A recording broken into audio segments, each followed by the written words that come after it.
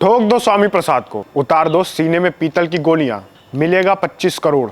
करोड़पति बनने का सबसे आसान तरीका दिया है अयोध्या वाले बाबा ने। दोस्तों, इन्होंने कौन बनेगा करोड़पति शो को भी पीछे छोड़ दिया। दोस्तों, मैं बात कर रहा हूं अयोध्या के जगत गुरु परमहंसाचार्य के बारे में, जिन्होंने बयान दिया है कि स्वामी प्रसाद मौर्य को गोली मारने वाले को मैं 25 करोड़ दूंगा, और अगर किसी ने नहीं मारा तो मैं उसे खुद ठोक दूंगा। दरअसल यह पलटवार जगत गुरु परमहंसाचार्य ने सपा नेता स्वामी प्रसाद मौर्य के एक विवादित बयान को लेकर दिया। स्वामी प्रसाद मौर्य ने बांदा में यह कहा था कि अयोध्या में रामलला की प्राण प्रतिष्ठा धोखा है, यानी जो संत समाज, भारत सरकार मिलकर लाखों श्रद्धालुओं और हिंदू धर्म के लिए कर रहे हैं, उसमें उनकी कोई सच्ची नीयत नहीं है और न ही उनकी श्रद्धा है। स्वामी प्रसाद मौर्य यहाँ तक नहीं रुके, उन्होंने आगे भी कहा कि हिंदू महासभा ने ही भारत पाकिस्तान का बंटवारा कराया था, यानी बंटवारे में जिन्ना साहब का कोई दोष नहीं था और हिंदू राष्ट्र की मांग करने वाले ही देश के दुश्मन हैं। जिससे बौखलाकर परमहंसाचार्य ने स्वामी प्रसाद मौर्य को जान से मारने की धमकी दे दी और यह भी कहा कि जो उन्हें मारेगा उसे 25 करोड़ रुपए देने की घोषणा करता हूँ। उन्होंने यह एक वीडियो जारी कर कहा और यह भी कहा कि जो पैसा है इनाम का, वह गोली मारने वाले के घर तक भिजवा दिया जाएगा। इससे बढ़िया और क्या हो सकता है, और उसकी विधिक सहायता की जाएगी।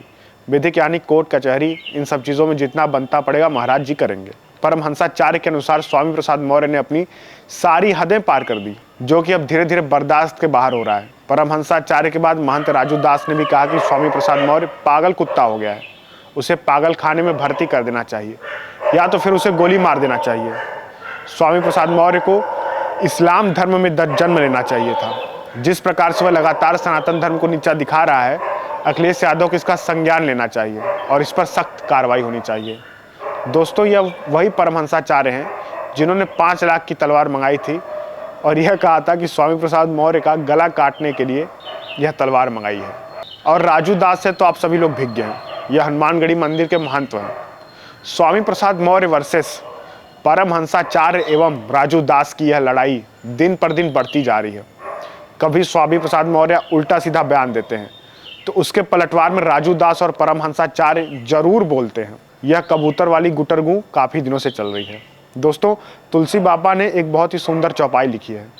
संत हृदय नवनीत समाना, कहा कविन पर कहे न जाना, निज परताप द्रवहि नवनीता, पर सुख द्रवहि संत सुपुनीता। यानी संत का हृदय मक्खन के समान होता है, वह दूसरों के दुख से ही पिघल जाता है। तो सोचिए, क्या यह संतों पर लागू नहीं होता जो आज के संत हैं? शायद यह बात परमहंसाचार्य जी को समझ में नहीं आ रही है। स्वामी प्रसाद मौर्य तो अनपढ़ है, जात की राजनीति करने वाला, छोटी मानसिकता का नेता है, लेकिन संत लोग तो ज्ञानी हैं, वेदों और शास्त्रों की जानकारी रखते, रामचरितमानस भी पढ़ा होगा, तो फिर उनसे कैसे चूक हो जा रही है? जगत गुरु परमहंसाचार्य जी, मैं आपसे निवेदन करूंगा कि कृपया स्वामी प्रसाद मौर्य के इस तरीके की गलत बयानों पर हर बार पलटवार ना करें, हर बार गला काटने, गोली मारने की बात न करें, क्योंकि स्वामी प्रसाद मौर्य अपने कुंठित मानसिकता और संकुचित बुद्धि के साथ जी रहा है और कैसे जी रहा है वही जानता है। उस पर तरस खाइए, धमकी की बजाय ज्ञान का मार्ग दिखाइए, सही पथ पर लाइए, क्योंकि स्वामी प्रसाद मौर्य को सही पथ की बहुत आवश्यकता है, सही मार्गदर्शन की आवश्यकता है। स्वामी प्रसाद मौर्य की मानसिक स्थिति को आप सभी भली भांति समझ सकते हैं।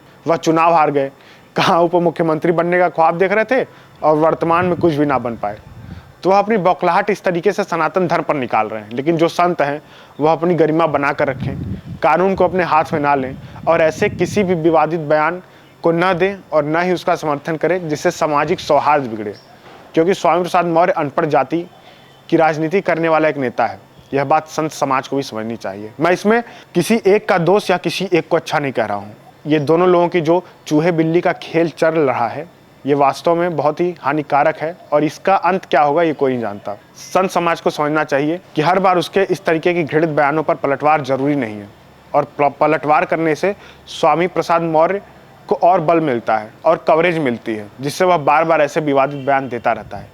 स्वामी प्रसाद मौर्य जाति की राजनीति करते हैं और भारत जैसे देश में यह बड़ा ही दुर्भाग्यपूर्ण है कि कैसे नेताओं को सह मिलता है जो जाति की राजनीति करते हैं। भारतीय राजनीति में जात पात, धर्म, मजहब का एक विशेष स्थान है। कोई भी सरकार हो, वह जातिगत वोट बैंक को अपने पक्ष में लेना चाहती है। मैं किसी एक सरकार को नहीं कह रहा हूँ या किसी एक पार्टी को लेकर मैं नहीं कह रहा हूँ, मैं यह सभी पार्टियों की बात कर रहा हूँ। कोई दूध का धुला नहीं है, सभी ऐसा करते हैं।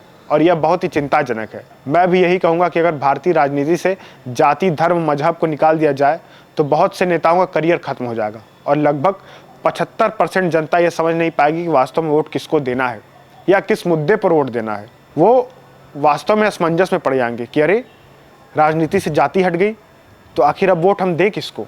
उन्हें यह नहीं समझ में आएगा कि जब राजनीति से जात पात और धर्म निकाल दिया जाएगा तो वास्तव में विकास की बात होगी। आप सभी लोग बहुत बुद्धिजीवी हैं और मैं उम्मीद करता हूं कि आप सभी विकास के नाम पर वोट देते होंगे, लेकिन आज बहुत से नेता जाति और धर्म के नाम पर अपनी रोटियां सेक रहे हैं और युवा पीढ़ी को, पढ़े लिखे लोगों को ज़रूरत है कि वह अग्रिम पंक्ति में आए और ऐसी चीज़ों को सिरे से नकार दें और एक होकर इंसानियत की बात। मैं तो यह अपील करूंगा कि जितने भी सभ्य समाज के लोग हैं वह ऐसे बयानों को नज़रअंदाज कर दें। इसे गंभीरता से लेने की ज़रूरत नहीं है। ऐसे नेताओं को लाइमलाइट में लाने की ज़रूरत नहीं है, बल्कि ऐसे नेताओं को काउंसलिंग की ज़रूरत है, मनोचिकित्सक की ज़रूरत। मैं सिर्फ स्वामी प्रसाद मौर्य की बात नहीं कर रहा हूँ, मैं उन सभी नेताओं की बात कर रहा हूँ जो किसी दूसरे को धर्म को भला बुरा कहते हैं, किसी दूसरे धर्म पर उंगली उठाते हैं। बाकी आप सभी लोग समझदार हैं और मेरा आशा भी भली भांति समझ रहे होंगे। तो चाहे स्वामी प्रसाद मौर्य हों चाहे बाबा जी हों, दोनों लोग अगर ऐसे बयानों से बचेंगे, इस तरह के बयान नहीं देंगे,